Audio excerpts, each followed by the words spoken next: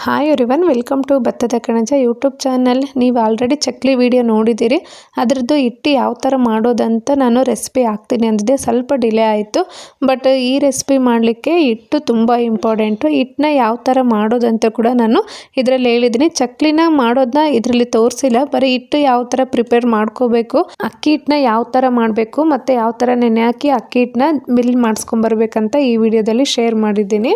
ತುಂಬ ಚೆನ್ನಾಗಿದೆ, ಇದನ್ನೇ ಫಾಲೋ ಅಪ್ ಮಾಡಿ. ತುಂಬ ಚೆನ್ನಾಗಿ ಬರುತ್ತೆ. ಹಿಟ್ಟನ್ನ ಇದೇ ರೀತಿ ಮಾಡಿಸ್ಕೊಂಡ್ರೆ ಈ ಥರ ಗರಿ ಗರಿಯಾದ ಚಕ್ಲಿನ ನೀವು ಆರಾಮ್ಸೆ ಮಾಡ್ಕೋಬೋದು. ಈ ವಿಡಿಯೋದಲ್ಲಿ ಬರೀ ಚಕ್ಲಿ ಹಿಟ್ಟು ಯಾವ ಥರ ಪ್ರಿಪೇರ್ ಮಾಡೋದಂತ ಮಾತ್ರ ಹೇಳಿದ್ದೀನಿ, ಚಕ್ಲಿ ಮಾಡಿರೋದನ್ನ ತೋರಿಸಿಲ್ಲ. ಇನ್ನೊಂದು ವಿಡಿಯೋನ ನಮ್ಮ ಚಾನಲಲ್ಲಿ ಅಪ್ಲೋಡ್ ಮಾಡಿದ್ದೀನಿ, ಆ ವಿಡಿಯೋ ಕೂಡ ನೋಡಿ ಯಾವ ಥರ ಚಕ್ಲಿ ಮಾಡೋದಂತ ಹೇಳಿದ್ದೀನಿ. ಇದು ಬರೀ ಹಿಟ್ಟು ಯಾವ ಥರ ಪ್ರಿಪೇರ್ ಮಾಡ್ಕೋಬೇಕು ಅನ್ನೋದು ಮಾತ್ರ ಈ ವಿಡಿಯೋ.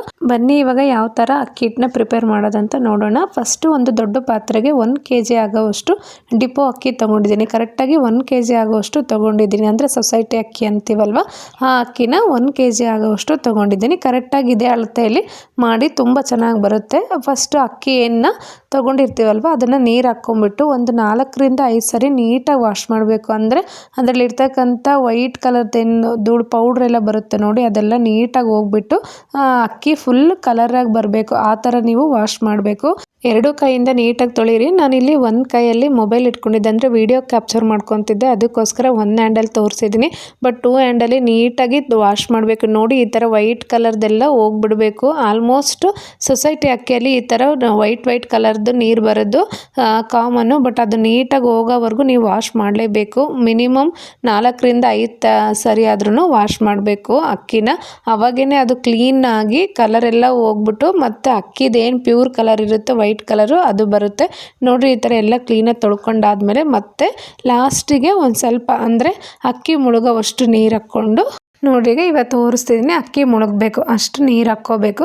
ನೀರು ಹಾಕ್ಕೊಂಡು ಓವರ್ ನೈಟು ಇದನ್ನು ನೆನೆಲಿಕ್ಕೆ ಬಿಟ್ಬಿಡ್ಬೇಕು. ಅಂದರೆ ಇವಾಗ ಎಕ್ಸಾಂಪಲ್ ಯಾವ ಥರಪ್ಪ ಅಂದರೆ, ಸೋಮವಾರ ಬೆಳಗ್ಗೆ ಅಕ್ಕಿನ ತೊಳೆದ್ಬಿಟ್ಟು ನೀವು ನೆನೆ ಹಾಕಿದ್ದೀರಂದರೆ ಮಂಗಳವಾರ ಬೆಳಗ್ಗೆವರೆಗೂ ನೆನಿಬೇಕು. ಅಂದರೆ 1 ಡೇ ನೆನಿಬೇಕು ಅಕ್ಕಿ. ಆ ಥರ 1 ಡೇ ನೆನೆದಾದ್ಮೇಲೆ ಅಂದರೆ ಮಂಗಳವಾರ ದಿನ ನೀವು ಅದರಲ್ಲಿರ್ತಕ್ಕಂಥ ಅಕ್ಕಿಯಲ್ಲಿರ್ತಕ್ಕಂಥ ನೀರನ್ನ ಅಷ್ಟನ್ನು ಬಸ್ದು ಬಿಡಬೇಕು. ಬಸಿಯೋದು ಅಂತಂದರೆ ನೀರು ಅಷ್ಟನ್ನು ತೆಗಿಯೋದು ಅಂತ ಅರ್ಥ.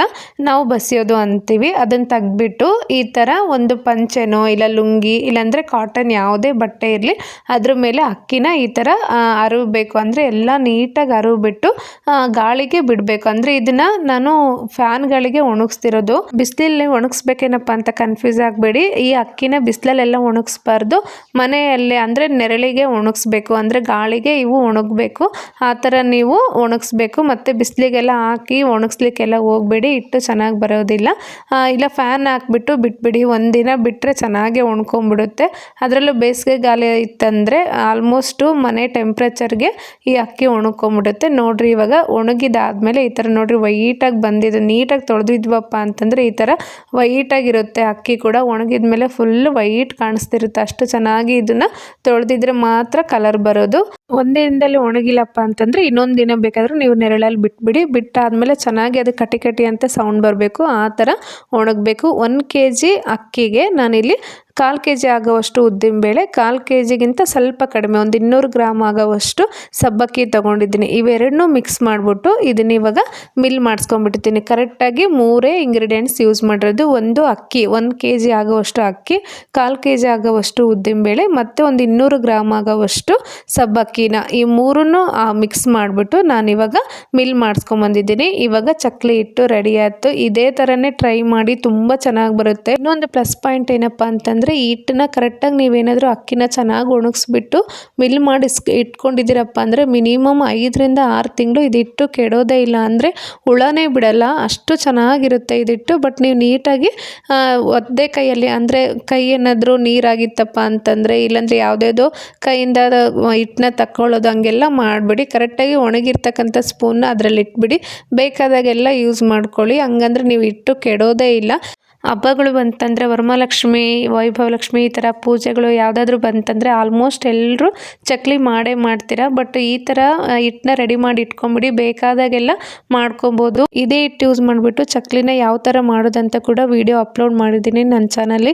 ಪ್ಲೀಸ್ ಆ ವಿಡಿಯೋನ ವಾಚ್ ಮಾಡಿ, ಎಲ್ಲೂ ಕೂಡ ಮಿಸ್ ಮಾಡ್ದಾಗೆ ಎಂಡ್ವರೆಗೂ ನೋಡಿ. ನಾನು ಯಾವ ಥರ ಇಂಗ್ರೀಡಿಯೆಂಟ್ಸ್ನ ಯೂಸ್ ಮಾಡ್ಕೊಂಡಿದ್ದೀನಿ ಅಂತ ಕೂಡ ಅದರಲ್ಲಿ ಗೊತ್ತಾಗುತ್ತೆ.